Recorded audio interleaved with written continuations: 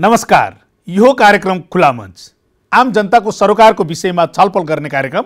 खुला मञ्चमा आज हामीले पछिल्लो पटक देखिएको राजनीतिक सरगर्मी अर्थात् सत्तारूढ दल नेपाल कम्युनिस्ट पार्टी नेकपाको विवाद र त्यसको समाधानका विषयमा छलफल गर्न नेपाल कम्युनिस्ट पार्टी नेकपाका प्रभावशाली युवा नेता तथा सरकारका पर्यटन मन्त्री योगेश भट्टराईलाई निम्त्याएका छौँ। यहाँलाई कार्यक्रममा स्वागत छ। हस्, धन्यवाद। लामो समय लाएर पार्टी मिल्ने ठाउँमा पुर्याइयो होइन त? आज तपाईसँग बोल्न आउँदाको क्षण हाम्रो लागि अलिकति सकारात्मक छ। पार्टीमा धेरै उतार चढावहरू आइरहेका छन् र नेकपा एउटा सङ्कटपूर्ण यात्रा गरिरहेको छ। तर आज हामी स्थायी कमिटीमा जुन ढङ्गले प्रस्तुत हुनुभयो दुवै अध्यक्षहरू र त्योभन्दा पहिले जुन छलफलहरू भए त्यसले अलिकति हाम्रो बादलहरू फाटेको छ र थोरै सकारात्मक दिशामा अब हामी जाँदैछौँ भन्ने लाग्छ मलाई। आइस ब्रेक मात्रै भाउ अब एक भएर अगाडि जाने परिस्थिति निर्माण होला। अनि यसो भनाइ छ नि, एउटा भन्छन् नि मान्छेले 1000 माइलको यात्रा पनि पहिलो पाइलाबाट सुरु हुन्छ भन्छ नि। अब यसलाई विगतका कुरा छोडिदिने हो भने यसलाई पहिलो पाइला मानौँ न आजकोलाई, किनभने दुवै अध्यक्षहरू दुईटा महत्त्वपूर्ण कुरामा सहमत हुनुभयो जुन न्युजहरूमा पनि आएकै छ नि त। एउटा हिजो अध्यादेश आएको थियो, यो संवैधानिक नियुक्ति सम्बन्धी संवैधानिक परिषदको अध्यादेश थियो। त्यस सन्दर्भमा पार्टीभित्र तीव्र प्रतिक्रियाहरू उत्पन्न भएका थिए र आम पब्लिकमा पनि प्रतिक्रिया उत्पन्न भएका थिए। र अर्को त्यो अब यो अध्यादेश आइसकेपछि संसदको भूमिका कमजोर हुन्छ भनेर पार्टीका मान्य सदस्यहरूले संसद आह्वानको निम्ति राष्ट्रपतिलाई पत्राचार गर्ने तयारीमा हुनुहुन्थ्यो। तर त्यो पत्र बोकेर केही नेताहरू राष्ट्रपति कार्यालयमा जानुभयो। र यदि यो दुइटै भएको भए नेकपाको निम्ति आज दुखान्तको स्थिति हुन्थ्यो, दुःखद घटना हुन्थ्यो नेकपाको लागि। तर आज संयमताका साथ दुवै अध्यक्षहरूले र त्यसमा स्थायी कमिटीका साथीहरूले पनि भूमिका खेल्नुभयो। छलफलमै बस्नुभयो नि, घनश्यामजी, सुभाष नेम्बाङजी, त्यसपछि शङ्कर पोखरेलजी, विष्णु पौडेलजी, दुईटा अध्यक्षलाई त राखेर छलफलमा बस्नुभयो। त्यो छलफलले के निष्कर्ष निकाल्यो भने अब नेकपालाई फेरि एउटा एकताकै बाटोमा फर्काउनको निम्ति त्यसको निम्ति पहिलो शर्त के हुन्छ त आजको दिनमा भन्दा हिजोको अध्यादेश पनि फिर्ता लिने र यो राष्ट्रपतिकोमा संसद बोलाउन जाने जुन प्रक्रिया छ त्यो प्रक्रियालाई पनि फिर्ता लिने। 5 गते स्थायी कमिटीको बैठक बस्ने, 10 गते केन्द्रीय कमिटीको बैठक बस्ने। तर अब संवैधानिक आयोगहरूमा नियुक्ति गर्दा पार्टीभित्र सकेसम्म एउटा बृहत सहमति बनाएर अगाडि बढ्ने भनेको आजको दिनमा यो पहिलो पाइला हाम्रो लागि सुखद पाइला हो। दुःखद घटनातिर जान्छ कि भन्ने हामीलाई बिहान जुन आशंका थियो, साँझसम्म आउँदा त्यो अलिकति सकारात्मक दिशामा अगाडि बढ्यो। त्यसकारण यहाँलाई मैले अघि निवेदन गरेको थिएँ कि हाम्रो बादल अलिकति फाट्यो। अब के जे चर्चा चलिरहेछ स्थायी कमिटीको भदौ 26सम्मकै स्थितिमा पुग्ने त्यो सहमतिबाट त्यसलाई चाहिँ शून्य मानेर अगाडि बढ्ने भन्ने सम्मको लेभलमा छलफल भयो। होइन शिवजी, कुरा के हो भने हामी त 46 सालपछि त पार्टीहरूको विभाजन एकताको एउटा श्रृङ्खला बिहोर्दै आएका छौँ नि। हामी आफै पनि त्यसमा सहभागी हुँदै आएको छौँ। काङ्ग्रेसको विभाजनले काङ्ग्रेसलाई पनि फाइदा गरेन, मुलुकलाई पनि फाइदा गरेन होइन। जुन ढङ्गले संसद विघटनका श्रृङ्खलाहरू गए त्यसले फाइदा गरेन। पछि एमाले विभाजन भयो 54 सालमा, त्यसले न एमालेलाई फाइदा गर्यो न मालेलाई फाइदा गर्यो होइन, न कसैलाई फाइदा गर्यो न मुलुकलाई फाइदा गर्यो। त्यसले दुईटा अतिवादलाई निम्त्यायो, एउटा वामपन्थी अतिवाद र अर्को दक्षिणपन्थी अतिवाद। र त्यसले जेठ 19 को दरबार हत्याकाण्डदेखि राजा ज्ञानेन्द्रको शासनसम्म हामीले बिहोर्नु पर्यो होइन, र मुलुक द्वन्द्वको चपेटोमा पनि गयो। त्यो कुराबाट शिक्षा लिएर हामीले 62-63 आउँदा तत्कालीन 7 दल र माओवादी सहितको एउटा मोर्चा बनाएर हामी शान्तिपूर्ण आन्दोलनमा गयौँ र त्यसले मुलुकमा सङ्घीय लोकतान्त्रिक गणतन्त्र स्थापनासम्मको एउटा पृष्ठभूमि बनाएर हामी यहाँसम्म आयौँ। र हाम्रो संविधान दलहरूको विभाजन, संसद विघटन यी सबै कुराहरूको सन्दर्भमा त्यसका अनुभवलाई पनि लिँदै यो संविधान बनेको छ। त्यसैले यो संविधानमा दलहरूको विभाजन पनि त्यति सजिलो छैन। हिजो चाहिँ नै संसदमा अथवा चाहिँ पार्टीको सेन्ट्रल कमिटीमा 40% भए दल विभाजन हुन्थ्यो। आज दल विभाजनको लागि संसदमा पनि 40% पुर्याउनु पर्छ, पार्टी केन्द्रमा पनि 40%, दुवैतिर त्यो चाहिन्छ। संसद विघटन गर्न सजिलै पाइँदैन, अविश्वास प्रस्ताव पनि सजिलै ल्याउन पाइँदैन। अविश्वास प्रस्ताव ल्याउँदा पनि ल्याउने पक्षले प्रधानमन्त्री को हो त्यो सम्भावना कति छ भन्ने कुरा पहिले नै देखाउनु पर्छ, तब मात्रै ल्याउन पाइन्छ। त्यो पनि प्रधानमन्त्री नियुक्ति भएको 2 वर्षसम्म ल्याउन पाइँदैन। एकपटक ल्याएपछि फेरि 2 वर्षसम्म ल्याउन पाइँदैन। पहिले पटक पटक ल्याउन पाइन्थ्यो 6 महिनामा, होइन? यसपटक त्यो चाहिँ नि हामीले संविधानमै स्ट्रिक गरेका छौँ र दल विभाजनमा पनि त्यो गरेका छौँ, किनभने लोकतन्त्रमा दलहरूको विभाजन राम्रो होइन।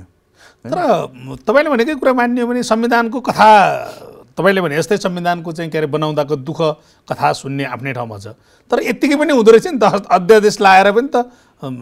अनि त्यो त दुर्घटनातिर जाने कुरा हो नि, होइन? अध्यादेश त्यो खाले पहल त, त्यो खाले प्रयासलाई सकारात्मक रूपमा त लिन सकिएन। होइन, अध्यादेश भनेको एउटा सेफ्टी भल्भ हो, होइन? त्यो एक किसिमको भेन्टिलेटर हो। त्यो त भेन्टिलेटर सेफ्टी भल्भ त सधैँ खोलिँदैन नि, आपतकालीन स्थितिमा खोलिन्छ। तपाईँ पार्टीभित्र पनि एक खाले आफ्नो प्रभावकारी चाहिँ भूमिका देखाउनुहुन्छ र सरकारमा पनि त्यत्तिकै जिम्मेवार हुनुहुन्छ। तपाईँलाई यो दुईटै श्रृङ्खलाहरू, यस्ता खाले श्रृङ्खलाहरू सँगसँगै आउँदा, जस्तो अध्यादेश ल्याउनु पर्दा, होइन, पार्टीको सिङ्गो पङ्क्ति चाहिँ बाहिर रहेर चाहिँ सरकारलाई चाहिँ गाली गरिरहँदा, अथवा चाहिँ पार्टीको निर्देशनमा चलेन भनिरहँदा कहीँ अप्ठ्यारो चाहिँ महसुस गर्नुभयो? होइन, बिल्कुलै अप्ठ्यारो छ नि। वास्तवमा यो विगतको 6-7 महिना नेकपाको नेताहरू कार्यकर्ताहरू मजाले हाँसेकै छैनन् क्या, दिल खोलेर कुरा गर्नै सकेका छैनन्, हाँसेकै छैनन्। हाम्रो मन वास्तवमा उन्मुक्त छैन के, चङ्गा छैन। हामी एक किसिमले निकै नै पीडाको अवस्थामा छौँ यो 6-8 महिना, जबकि हाम्रो अहिलेको सन्दर्भमा नेकपालाई योभन्दा ज्यादा उपलब्धि के हुन्छ र? एउटा संसदीय पार्टीलाई संसदबाट चुनाव लड्दा योभन्दा ज्यादा जनमत के हुन्छ? त्यति पाएका छौँ नि हामीले। 7वटा प्रदेशमा 6वटा प्रदेशमा हाम्रो सरकार छ, प्रधानमन्त्री हाम्रो छ, राष्ट्रपति हामीसँग हाम्रो हुनुहुन्छ भनेको मतलब हाम्रो पार्टीबाट जानुभएको छ, होइन? सभामुख हुनुहुन्छ, उपराष्ट्रपति हुनुहुन्छ, राष्ट्रसभाको अध्यक्ष हुनुहुन्छ। चाहिने जति सबै ठाउँमा हामी छौँ, तर होइन? तर पनि हामीलाई पुगिरहेको छैन। के हो समस्या? के हो समस्या? चाहिँ अब यसका केही सैद्धान्तिक समस्याहरू छन्। मान्छेले पदको कुरा मात्रै गर्छन्, होइन? पद नमिल्या मात्रै होइन कि, अलिकति यस्तो अवस्थामा पार्टी सञ्चालन, पार्टी र संसद बिचको सम्बन्ध, पार्टी र सरकार बिचको सम्बन्धका केही सैद्धान्तिक पाटोहरूमा नै हामीले बहस गर्नुपर्छ, किनभने बुझाइमा फरक भयो नि त, होइन? केही थरीले के भन्नुभयो भने प्रधानमन्त्री भनेको पार्टीभन्दा दायाँ बायाँ होइन है, पार्टीले जे निर्देशन गर्छ प्रधानमन्त्रीले त्यही मान्ने हो भन्ने केही थरीको बुझाइ छ। अब त्यसरी पनि आजको व्यवस्था जान सक्दैन, होइन? यसका आफ्नै विशिष्ट चरित्रहरू छन्, त्यो त संसदीय व्यवस्थाका, जुन हामीले अवलम्बन गरेका छौँ। त्यसलाई त प्रधानमन्त्रीलाई त त्यसले एउटा कार्यकारी प्रमुखको रूपमा हैसियत दिएको छ संविधानले। भनेपछि प्रधानमन्त्रीका केही निश्चित अधिकार हुन्छन् जो प्रधानमन्त्रीले त्यो अधिकार अभ्यास गर्न स्वतन्त्र हुनुहुन्छ। तर अर्कोतिर हाम्रोमा के छ भने पार्टी सिस्टम हो। फेरि पार्टी सिस्टमबाट नै प्रधानमन्त्रीको उत्पत्ति भएको हुनाले प्रधानमन्त्री पार्टीप्रति पनि जवाफदेही हुनुहुन्छ। त्यसो हुँदा पार्टी र प्रधानमन्त्रीको बिचका सम्बन्धहरू सायद 46 सालदेखि आजसम्मका हाम्रा चाहिँ जुन उतार चढाव छन्, काङ्ग्रेसका, नेकपाका, पूर्व एमालेका, पूर्व माओवादीका, यो पार्टी र सरकार बिचको सम्बन्धको एउटा सैद्धान्तिक प्रष्टता नहुँदाखेरिका आएका समस्या हुन्। ठ्याक्कै चाहिँ अहिले नेकपामा त शक्ति सङ्घर्ष, पदकै लागि लडाइँ हो भन्ने त जगजाहेरै छ नि, किनभने आलो पालो सिस्टम। अनि तपाईँ जतिको मान्छेले त स्पष्ट भन्नु पर्यो नि, आलो पालो सिस्टम। यहाँले भनेको कुरालाई म सम्पूर्ण ढङ्गले त इन्कार गर्दिनँ। यो शक्ति सङ्घर्ष हुँदै होइन भन्ने म ठान्दिनँ, अलिअलि शक्ति सङ्घर्ष हो। तर शक्ति सङ्घर्षको पनि त्यसको टेक्ने ठाउँ हुन्छ नि, त्यो ठाउँ चाहिँ काहीँ न काहीँ हाम्रो एउटा सैद्धान्तिक अस्पष्टता अथवा हामीले क्लियर गर्न नसकेका कुराहरूको कारणले शक्ति सङ्घर्ष हुन्छ। शक्तिहरूको टकराव किन हुन्छ त भन्दा उसको टिओआर के हो, अर्कोको टिओआर के हो, उसले गर्नुपर्ने काम कर्तव्य अधिकार के हो, त्यसमा ऊ चल्यो कि चलेन, अर्कोले गर्नुपर्ने काम कर्तव्य अधिकार अन्तर्गत ऊ बस्यो कि बसेन, पार्टीले सरकारलाई गाइड गर्ने काम कर्तव्य अधिकारभित्र ऊ बस्यो कि बसेन, सरकारले पार्टीको विश्वास लिनुपर्ने कुराको बिचमा ऊ बस्यो कि बसेन, होइन? यही नै हो। सजिलो चाहिँ बहुमतका साथ झन्डै 2/3 स्थितिमा भएको चाहिँ नेकपाले यस्तो रहेछ, यो सिकाइ र अनुभव पनि भन्ने कुरा पनि सकिँदैन रहेछ कि, यो निरन्तर हुँदो रहेछ कि। आज एउटा अनुभव गर्यो, भोलि फेरि अर्को हुन्छ, आज एउटा सिक्यो, भोलि फेरि अर्को सिकाइ हुन्छ होइन। त्यसैले सिकाइ पनि एउटा कन्टिन्युअस प्रोसेस भन्छ नि, लर्निङ भने त कन्टिन्युअस प्रोसेस हो। 9 महिने कालबाट हामीले एउटा कुरा सिक्यौँ होइन, त्यसपछि फेरि हामीले गठबन्धनको सरकार बनायौँ, त्यो गठबन्धनको सरकारबाट पनि केही कुरा हामीले सिक्यौँ। तर आजको समस्या हल गर्न हिजोको त्यो सिकाइले मात्रै पर्याप्त भएन, अब नयाँ कुरा पनि हामीले सिक्नु पर्यो कि होइन। एउटै पार्टीमा यहाँ म अलिकति जोडिहाल्छु, एउटै पार्टीमा यति भ्याटरन नेताहरू भएको, 4-4जना नेताहरू भएको, यो पार्टीलाई एकताबद्ध पनि राख्नु र यो पार्टीको नेतृत्वको सरकारलाई स्थायित्व पनि दिनु, अगाडि पनि बढाउनु र मुलुकलाई सही दिशामा पनि अगाडि बढाउनु, यो हाम्रो नयाँ सिकाइ हो। जस्तो तपाईँलाई म बताउँ कि कहिलेकाहीँ अलिक पहिले भनौँ न, भारततिर पनि हामी देख्थ्यौँ, भारतीय जनता पार्टीमा कुनै समय भ्याटरन नेताहरूको एउटा ठुलो समूह थियो कि होइन। लालकृष्ण अडवाणी हुनुहुन्थ्यो, अटल बिहारी वाजपेयी हुनुहुन्थ्यो, मुरली मोहन जोशी जस्ता नेताहरू हुनुहुन्थ्यो। त्यो बेला बिजेपीमा पनि यस्तै टक्रावहरू भएको न्युजहरू आउँथ्यो र एकजना त्यति बेलाको उहाँहरूको महासचिव, पछि आफ्नै भाइबाट उहाँको हत्या भयो, उहाँले एउटा पत्रकारलाई भन्नुहुन्थ्यो कि उहाँ चाहिँ खालि त्यो महासचिव चाहिँ मिलाउन लाग्ने। अनि त्यस क्रममा प्रभु महाजन भन्ने पत्रकारले सोधे जस्तो लाग्छ मलाई होइन, चावला कि के भन्ने पत्रकारले, यो कसरी हुन्छ, तपाईँ कसरी मिलाइराख्नु भएको छ भन्दा यो सबै समोसाको खेल हो भन्नुहुन्थ्यो कि उहाँले। समोसाको खेल भनेको के हो त भन्दा हाम्रो पूर्वीय सभ्यतामा, खास गरेर भारतमा, नेपालमा चाहिँ एउटा चलन के छ भने मिटिङ बस्ने, समोसा खाने, चिया खाने होइन, हाम्रो त्यो चलन हो नि त। त्यहाँदेखि उहाँले के भन्नुहुन्थ्यो यो सबै समोसाको खेल हो। किन त भन्दा बिहान मिटिङ भयो, नेताहरूको बिचमा छलफल बोलायो, समोसा खायो, चिया खायो, छुट्यो, फेरि दिउँसो बस्यो, चिया खायो, समोसा खायो, छुट्यो। त्यहाँदेखि बैठक, छलफल, अन्तर्क्रिया, संवाद, विमर्श छोड्नु हुँदैन। तर आज अब नेकपालाई पनि धेरैभन्दा धेरै चिया र समोसा चाहिएको छ कि।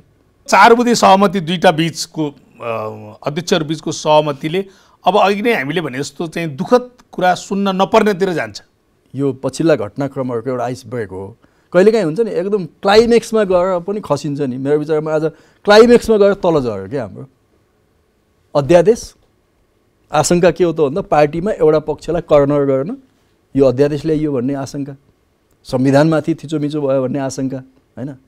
त्योभन्दा ठुलो आरोप त केही पनि हुँदैन। जाली फटा त चोर डाका भन्नुभन्दा त यो ठुलो आरोप पनि भनेको अस्ति दर्ता भएका पत्रहरू भन्दा यो ठुलो हो नि आशंकाको हिसाबले। अनि अर्कोतिर अब त्यसो हो भने हामी चाहिँ संसदमा जान्छौँ होइन, संसदमा गएर यसलाई ठेगान लाउँछौँ भनेपछि त आफ्नै पार्टीको प्रधानमन्त्री विरुद्ध एग्नेस्टमा जस्तो भयो नि त त्यो संसद। यद्यपि सांसद साथीहरूको अधिकार त हो, पार्लियामेन्टको अधिकार हो, संसद आह्वान गर्न सक्छ, 1/4 सदस्यले माग गर्न सक्छ, त्यो अधिकार त हो।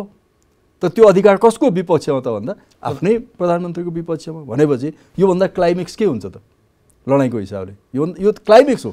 4 घण्टा अरू कुरेको भए दुर्घटना हुन सक्छ नि। त्यो 19 पृष्ठमा 18 पृष्ठमा प्रचण्ड कामरेडले जति आरोप लाउनु भयो, 38 पृष्ठमा केपी कामरेडले जति आरोप लाउनु भयो नि, त्योभन्दा आजको क्लाइमेक्स हो कि। ती आरोप त के हुनु, छलफल गरिन्छ, यो तपाईँहरूको दुईटै आरोपहरू स्थायी कमिटीमा राख्नुहोस्, केन्द्रीय कमिटीमा नलैजाउँ, नयाँ ढङ्गले जाउँ भन्न सकिन्छ। त यो त क्लाइमेक्स हो। यसले त के छ भने आजको स्थिति कायम भएको हो भने त होइन, तपाईँ संविधानमाथिको प्रश्न उठ्थ्यो, गणतन्त्रमाथि प्रश्न उठ्थ्यो होइन, सामाजिक सञ्जालहरूमा भरि। त्यस कारण मैले जहिले पनि के भन्छु भने यो नेकपाको विभाजन खालि दुईटा फ्याक हुन्छ भन्ने मात्रै नसोचौँ के। यहाँ त संविधान के हुन्छ, संविधानको रक्षक को हो त आज? संरक्षक। म त यसो हेर्छु काङ्ग्रेसको साथीहरूले पनि संविधानको अपनत्व लिइराखेको देख्दिनँ क्या मैले। यद्यपि सुशील दाईलाई चाहिँ नि संविधानका पिता भन्नुहुन्छ, राम्रै कुरा हो होइन, उहाँ प्रधानमन्त्री हुनुहुन्थ्यो। त्यसैले संविधानको अपनत्व र संरक्षक पनि आज नेकपा हो।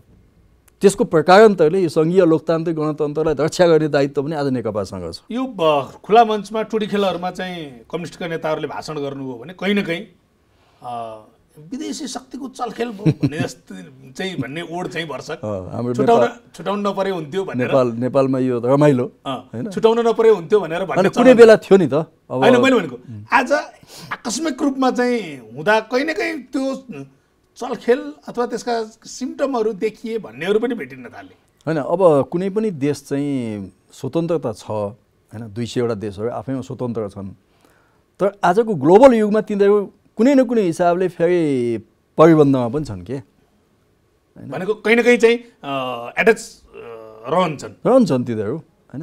यो विश्व व्यवस्थाले त्यही बनाइराखेको छ नि। यहाँका क्षेत्रीय द्वन्द्वहरूले यहाँको अन्तर्राष्ट्रिय द्वन्द्वहरूले हामीलाई प्रभाव नपार्ला त पार्छ नि। उनीहरूको स्वार्थ यहाँ छैन त छ नि। हाम्रो स्वार्थ पनि त छ नि अन्त होइन। हाम्रो स्वार्थ अन्त छ भने उनीहरूको पनि स्वार्थ यहाँ छ।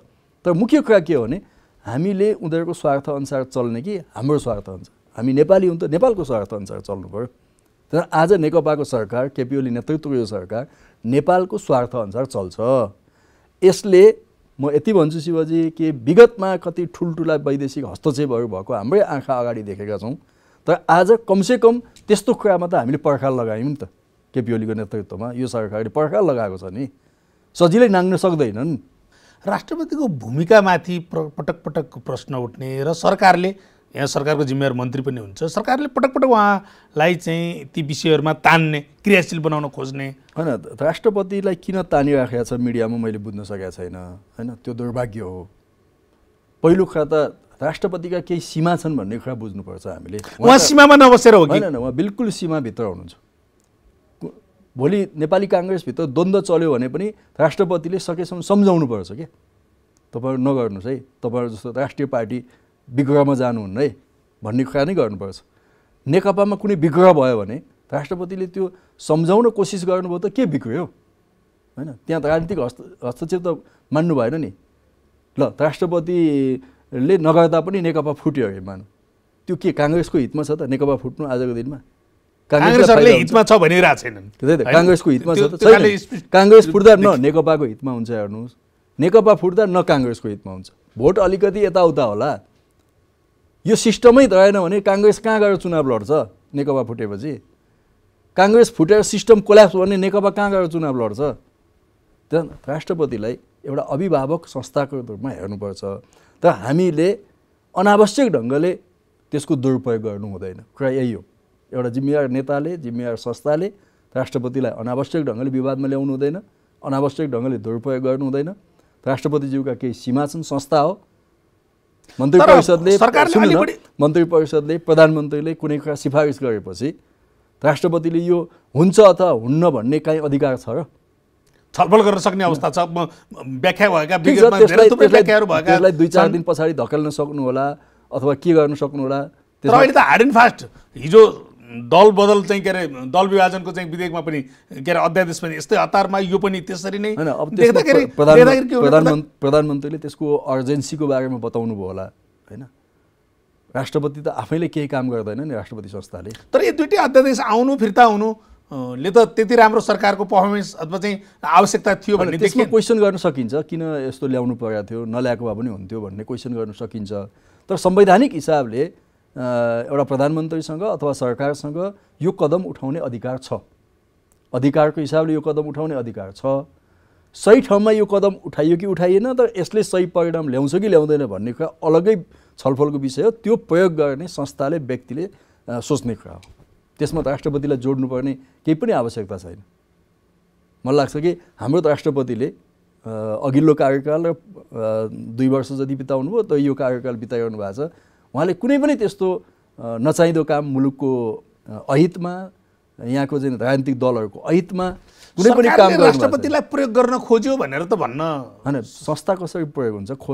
कसैले खोजे पनि त संस्थाले त त्यो विवेक पुर्याउँछ नि। राष्ट्रपति भनेको सामान्य हाम्रो तलको टोल कमिटी जस्तो त होइन नि। होइन, परामर्श, छलफल अथवा चाहिँ निर्णय जे गर्नुपर्ने त्यो चाहिँ उचित रहेनछ भन्ने त अध्यादेश आउँदै फिर्ता गर्दै गर्ने अवस्थाले पनि देखियो। अर्को संसद बोलाउने होइन। यो अध्यादेशको प्रकरणमा यदि गल्ती छ भने सरकारको गल्ती छ। यसमा राष्ट्रपतिको गल्तीमा जोड्नुपर्ने आवश्यकता छैन। यदि गल्ती छ भने सरकारको गल्ती हो। ल्याउनु हुन्थ्यो कि हुन्थेन त ल्याउने मान्छेले सोच्ने हो नि, हामीले सोच्ने हो नि। त्यो गल्ती हो नि हाम्रो गल्ती हो, सरकारको गल्ती हो। पर्याप्त सावधानी पुगेन भने त्यो हाम्रो कारणले पुगेन। त यसमा राष्ट्रपति जो उहाँसँग अर्को कुनै विकल्प छैन, बाटो छैन, उसलाई लगेर तैँले किन विकल्प चाहिँ प्रयोग गरिनुहोस् भन्न त पाइएन नि। कि त संविधानले उहाँलाई विकल्प दिनु पऱ्यो नि, यो फर्काइदिन विकल्प चाहियो नि। उहाँले फर्काउन सक्नुहुन्छ त? कहाँ छ त संविधानमा त्यो राइट? छैन। अहिले भएका सहमतिका आधारमा त अध्यक्ष 2टाको पत्र पनि फिर्ता भएको छैन। अब कता जान्छ त यो, कसरी जान्छ? फेरि पनि जोड्छु कि आजको जुन बादल अलिकति हामीले हटायौँ, यसले मेरो विचारमा अब अध्यक्षहरूका प्रतिवेदनहरूमाथि पनि सकारात्मक ढङ्गले बहस हुन्छ। सायद स्थायी कमिटीले, म भन्न त सक्दिनँ अहिले पुरै जिम्मा लिएर त भन्न सक्दिनँ, त स्थायी कमिटीले यो विवेक, आज स्थायी कमिटीको पहल हो नि त, यो अध्यादेश पनि फिर्ता गरौँ, त्यो संसद आह्वान पनि फिर्ता गरौँ भने त स्थायी कमिटीको पहल हो नि। अध्यक्षहरू मान्नुभयो, मलाई खुसी लाग्यो कि अध्यक्षहरूले त्यसमा सहमति जनाउनु भयो, तर पहल त स्थायी कमिटीबाट सुरु भयो नि। भनेपछि स्थायी कमिटीले त्यो लागत राख्दो रहेछ नि हाम्रो नेकपाको स्थायी कमिटीले, कि भोलि अध्यक्षहरूलाई तपाईँहरूका प्रतिवेदनहरू यहीँ राखौँ, स्थायी कमिटीमै राखौँ, नयाँ प्रतिवेदन बनाउँ न, एउटा कुनै कार्यदल बनाऊँ र त्यो प्रतिवेदन कार्यदलले बनाएको प्रतिवेदन लिएर 10 गतेको केन्द्रीय कमिटीमा जाउँ र त्यो प्रतिवेदनमा आजसम्मका हाम्रा समस्याहरूको सैद्धान्तिकरण पनि गरौँ, हल के हुन्छ भन्ने विकल्प पनि दिउँ। तर अब त्यो विकल्पसहित जुन समाधान दिइन्छ त्यो समाधान दुवै अध्यक्षले पनि मानौँ, स्थायी कमिटीले पनि मानौँ, सिङ्गो कमिटीले पनि मानौँ, सरकारले पनि मानोस् भनेर भोलि केन्द्रीय कमिटीमा प्रस्ताव लिएर जान सकिन्छ। त्यो लागत स्थायी कमिटीले राख्छ भन्ने कुरा आजको घटनाक्रमबाट पनि नजिक, त्यसको नजिक पुगेको छ, नजिक पुगेको छ।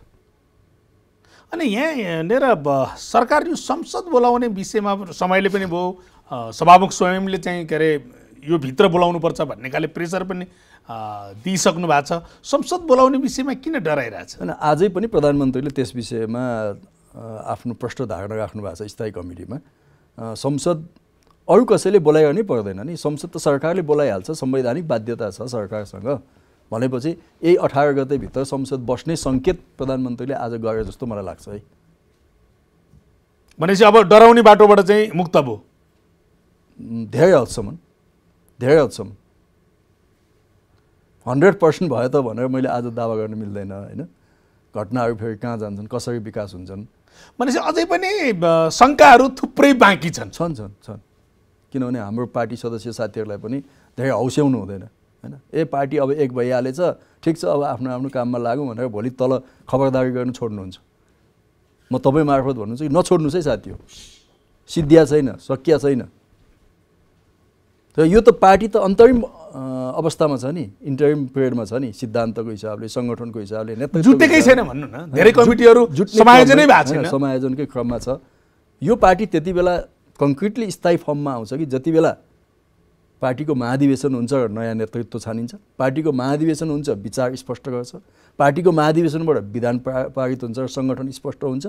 अनि यस्तो जिगज्यागमा महाधिवेशनसम्म पुग्छ, अर्को त विकल्पै छैन नि हामीसँग।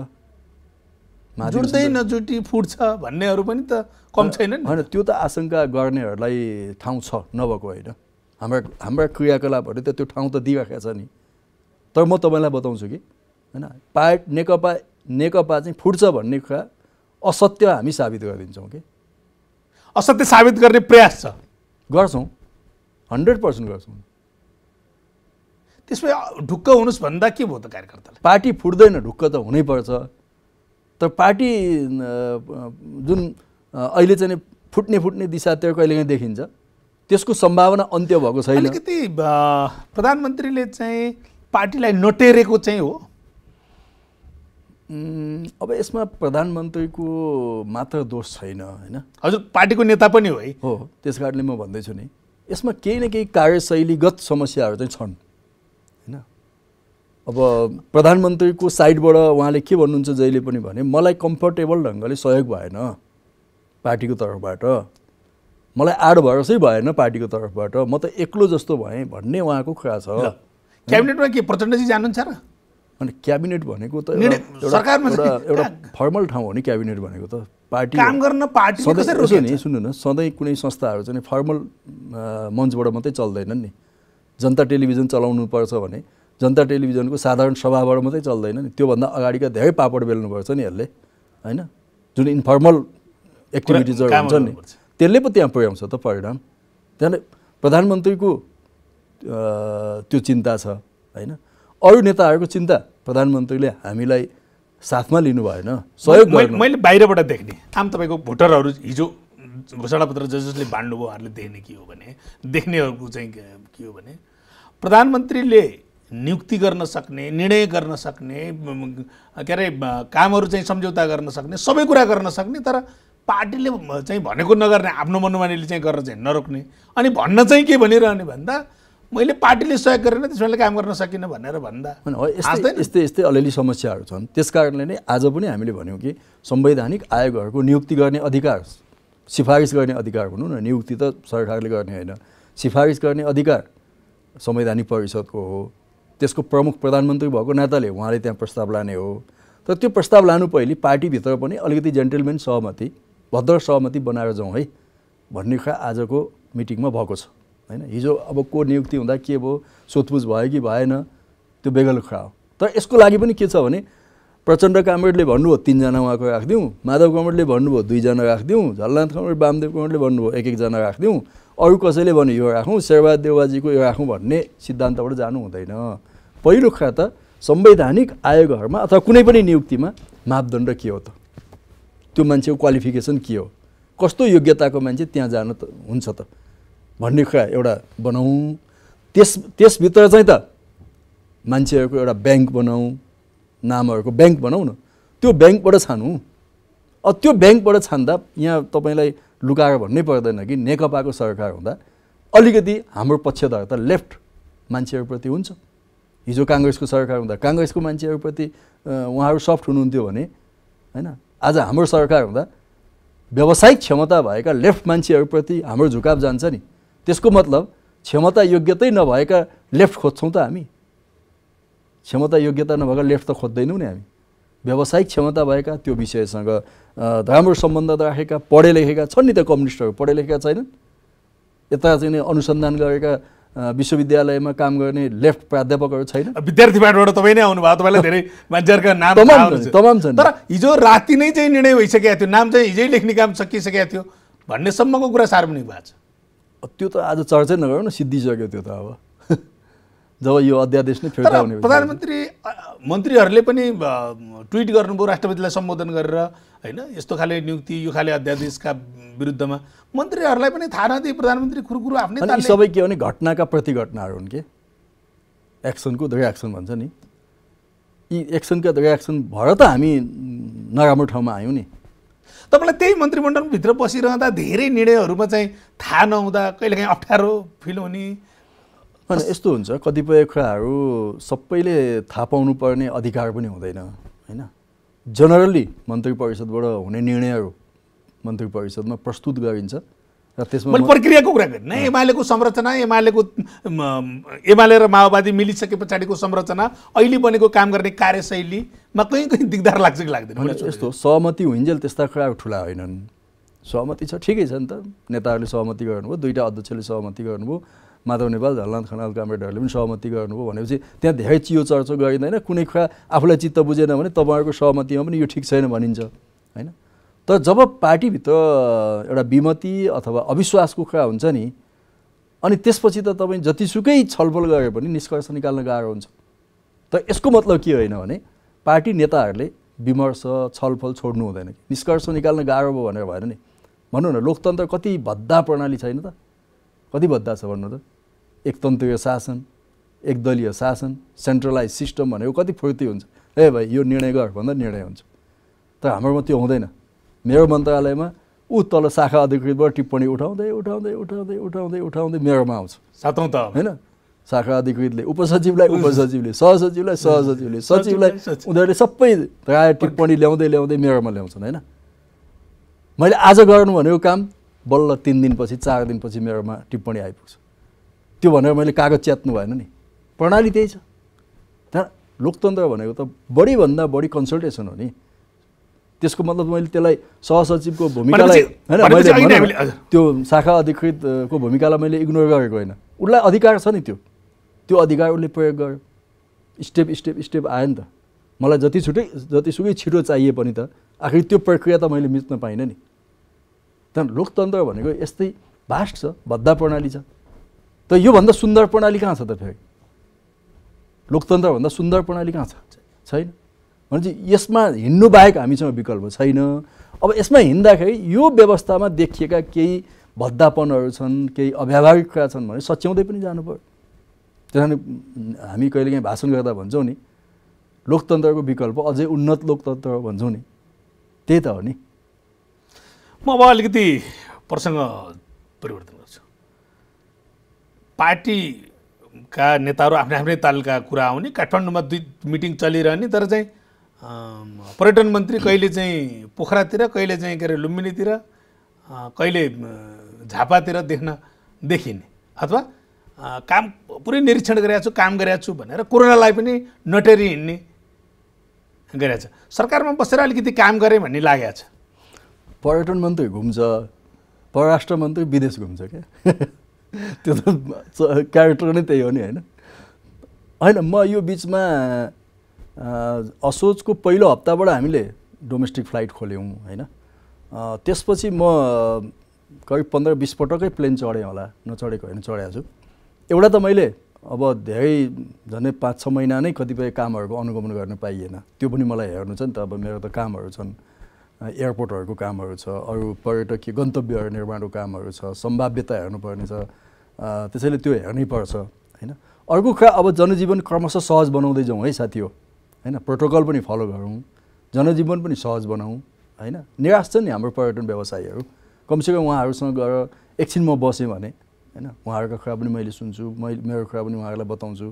यही क्रममा अर्को कुरा त म पार्टीको मान्छे पनि हुँ, पार्टीका साथीहरूको भनाइ के छ त यो पार्टीभित्रको समस्यामा, सङ्कटमा, होइन, के भन्छन् त्यो ल्याएर मैले अध्यक्षहरूलाई त्यो सन्देश सुनाएँ भने पनि राम्रै हुन्छ भनेर पनि म हिँडेको छु। भनेपछि लुम्बिनी गौतम बुद्ध विमानस्थल जुन लुम्बिनी कहिलेबाट सुरु हुन्छ? यस्तो भयो क्या शिवजी, अब यो कोरोना त अब के नभनौँ भने हुन्छ भन्ने दिन चाहिँ होस्, मेलम्ची जस्तो नहोस्। म त्यही बताउँछु। यो कोरोना त विश्व मानव जातिकै निम्ति दुर्भाग्य भयो, होइन? हाम्रो नेपालको निम्ति पनि दुर्भाग्य हो। व्यक्तिगत हिसाबले भन्नुहुन्छ भने मेरो निम्ति त झन् धेरै दुर्भाग्य हो यो। यस्तो बेलामा, होइन, म मन्त्री भएर आएँ नि, होइन? सायद यो कोरोना नभएको भएदेखि गौतम बुद्ध विमानस्थल त जहाज उडि नै सक्थ्यो। 95% काम त सम्पन्न गरेर हामी बसेका छौँ नि। किन अड्केका छौँ त भन्दा केही काम यस्ता छन् कि जो विदेशी प्राविधिक आएर गर्नुपर्ने छ। ती कहाँबाट आउनुपर्ने छ? कोही अमेरिकाबाट, कोही अस्ट्रियाबाट, कोही ब्याङ्ककबाट, कोही चाइनाबाट। एउटाले हामीलाई के चिठी पठायो भने हामीले तागिद गर्यौँ, मैले भने तिमीलाई चाहिँ बरु प्लेन लिन पठाएर भए पनि हामी ल्याउँछौँ, आऊ न भनेको। उसले के चिठी पठायो भने तिम्रो देशमा कोरोना सुन्ना भएको 14 दिनपछि आउँछु भन्छ। जो मान्छेको काम छ त्यो हेर्नु है। अब हाम्रोमा कोरोना 0 कहिले हुन्छ त? त्यसको 14 दिनपछि आउँछु भन्छ। हेर्नुहोस्, अब ऊ नभई कामै हुँदैन, अड्किएको छ कि।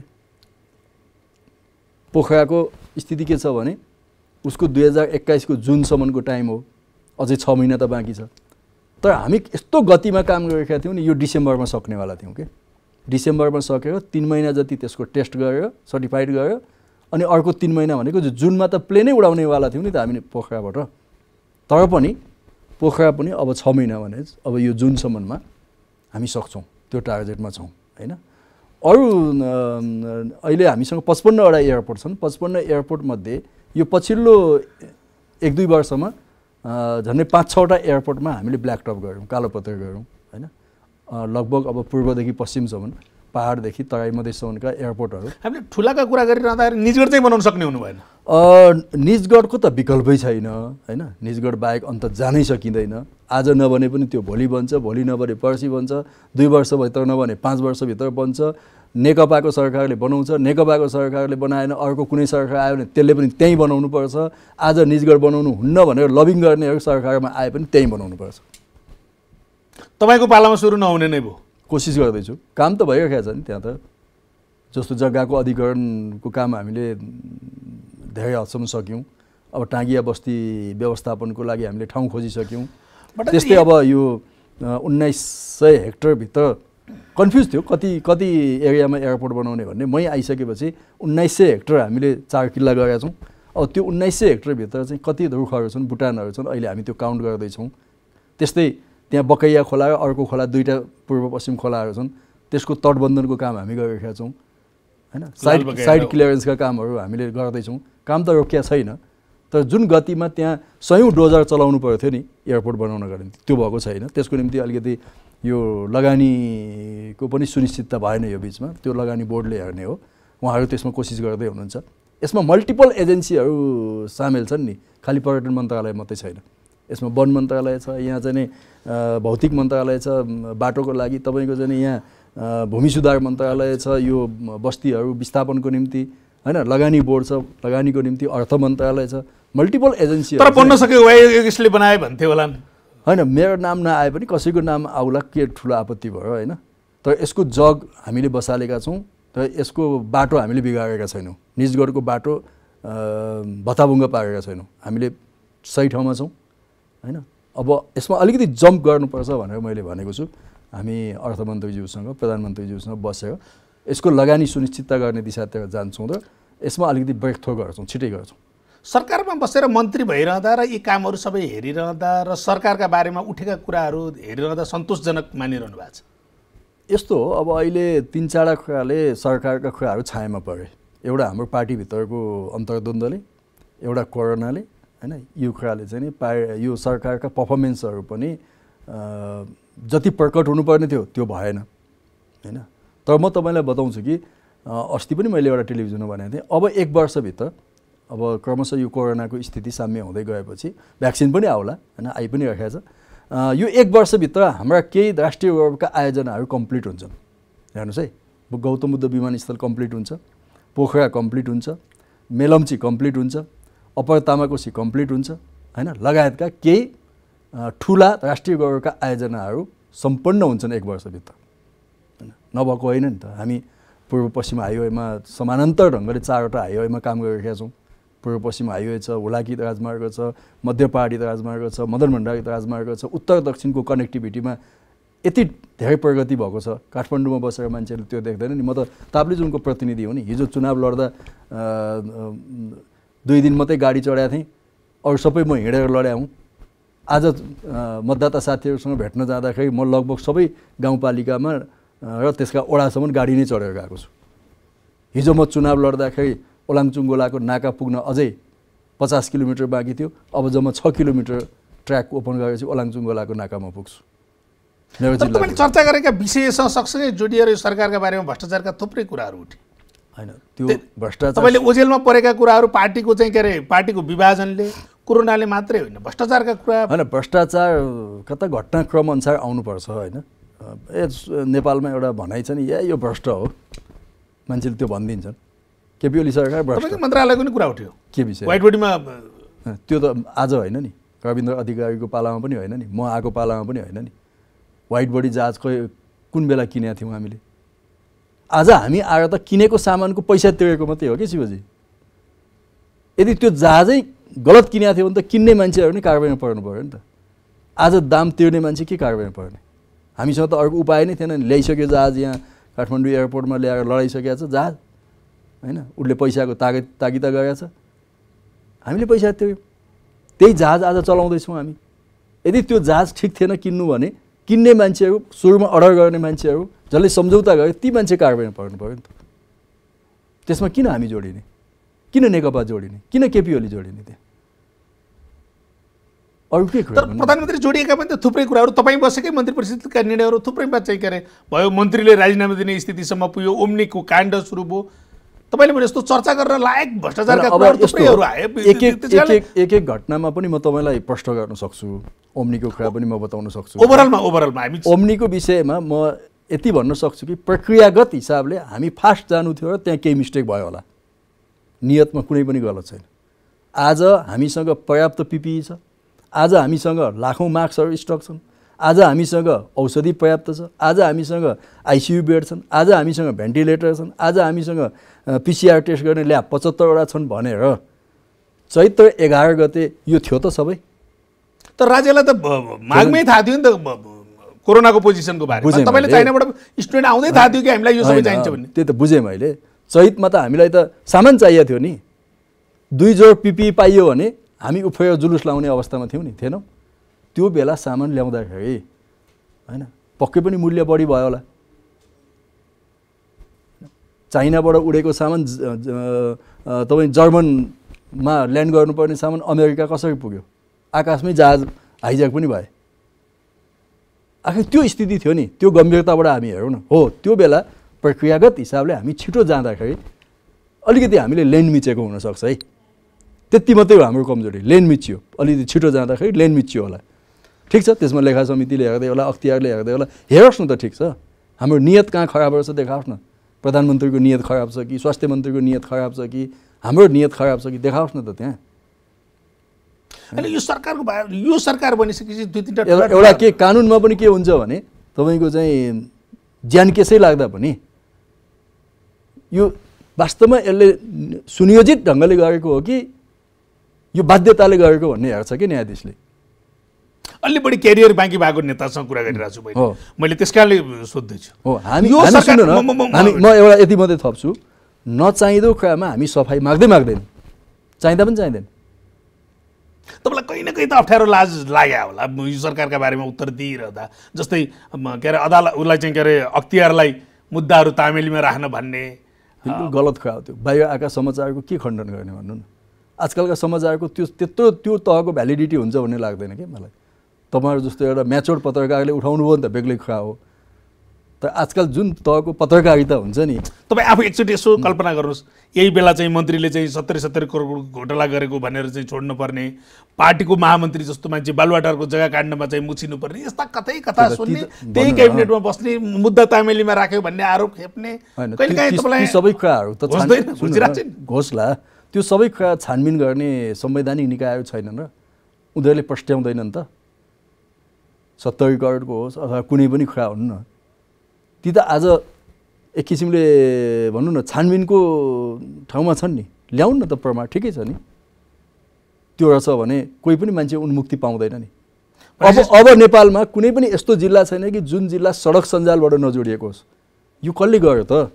यिनै सरकारले गरेका होइन। यही 3 वर्षमा भएको होइन, परम्परागतदेखि अहिलेसम्म आएका चाहिँ विकासको क्रमले भएको भनेर यो यहाँ मान्छेको भनाइ त के छ नि, यो 3 वर्षमा त सबै ठप्प भयो भन्ने छ कि, केही पनि भएन, उल्टो गयो भन्ने छ नि। त्यो त तपाईँले सुन्नु भएको रहेछ नि, होइन उल्टो गयो भन्ने भनाइ छ नि मिडियामा त, होइन भने चाहिँ उल्टो गएको भए हुम्लामा कसरी गाडी पुग्यो त, डोल्पामा कसरी गाडी पुग्यो।